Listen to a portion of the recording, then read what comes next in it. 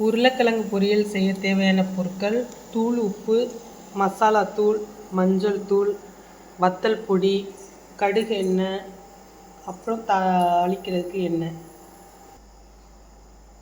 உருளைக்கிழங்கு, பச்சை மிளகா, பல்லாரி, மிளகு பொடி.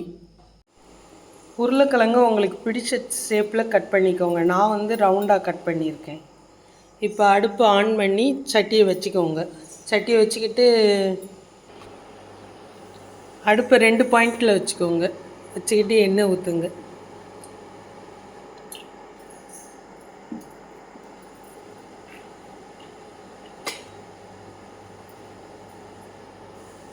நான் கடுகு போடாததுனால கடுகு எண்ணெய் ஊற்றுறேன்.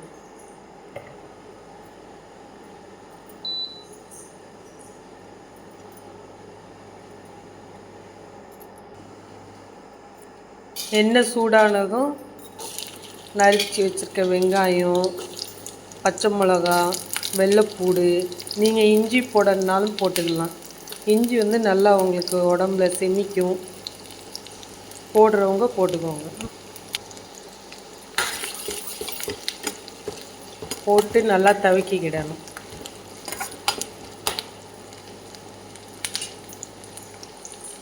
வெங்காயம் நல்லா தவங்கின பிறகு உருளைக்கிழங்க போட்டுக்கோங்க. உருளைக்கிழங்குக்கு முதலே உப்பு போடக்கூடாது. உப்பு போட்டிங்கன்னா உருளைக்கிழங்கு வேகாது, நரிச்சுன்னு இருக்கும். அதனால் முதலே போடக்கூடாது. உருளைக்கிழங்கு போட்டு ஒரு தடவை நல்லா கிண்டி விட்டுக்கோங்க.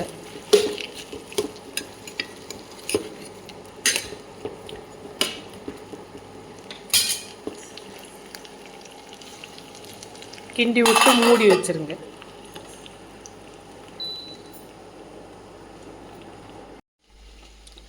கரண்டு போயிட்டதுனால நான் கரண்ட் அடுப்புலேருந்து இப்போ தூக்கி ஸ்டவ் அடுப்பில் போட்டிருக்கேன். எடுத்து பாருங்கள். பார்த்துட்டு இப்படி கரண்டியை வச்சு ஒரு உருளைக்கிழங்கு நசுக்கி பாருங்கள். நசுக்கி பட்டுருச்சின்னா நல்லா வெந்துருச்சின்னு அர்த்தம்.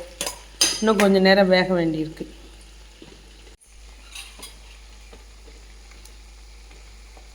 இப்போ நல்லா நசுங்கிடுச்சு. இப்போ தேவையான அளவு உப்பு போட்டுக்கோங்க. உருளைக்கிழங்குக்கு உருளைக்கிழங்கு பருப்பு இதுக்கெல்லாம் ரொம்ப உப்பு போடக்கூடாது. லிமிட்டாக தான், ரொம்ப கம்மியாக உப்பு போடணும். அதுபடி உப்பு போட்டுக்கோங்க. அப்புறம் மசால் பொடி,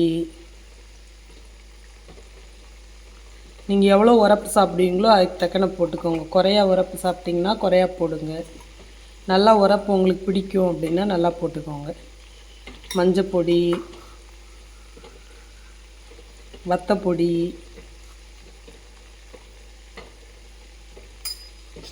அப்புறம் மிளகு பொடி.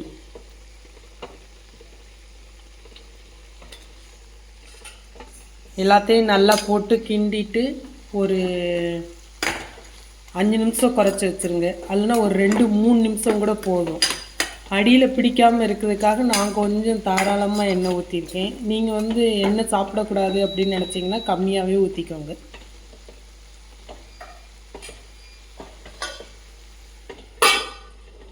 ஒரு 2 நிமிஷம் மட்டும் வச்சுருங்க.